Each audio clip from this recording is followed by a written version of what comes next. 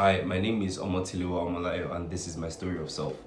It was a very gloomy Friday afternoon, and I woke up midday and I did not know what next I was going to do with my life. It was very simple.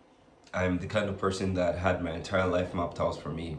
The plan was go to school, finish school, join the family business, make enough money, get married, and you live out the rest of your life. But I had never been the type of person to go along with a map that someone else had planned for me. I like the idea of taking control of my own life. And so I quit. I quit my job, and I quit my job with no money, with nothing to fall back on. I just had a dream and a vision, and I knew I was going to make it work. So by this time, I decided to start my own company. And in a Nigerian household where you decide to defy the odds, you have a lot of people asking you, so what's your next step? What exactly are you doing with your life? And if you don't have results to show for it, then you're not doing anything with your life.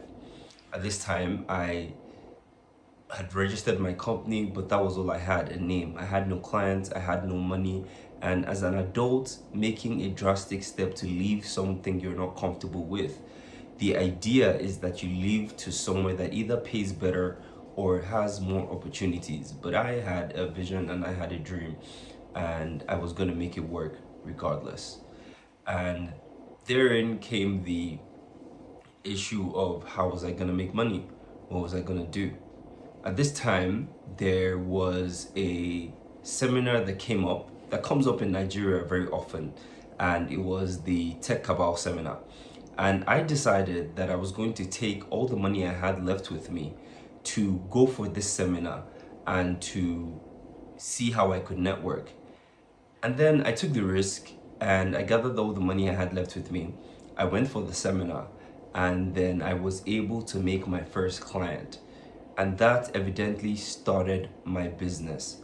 And once that started, I was able to establish myself as a working business person. Thank you.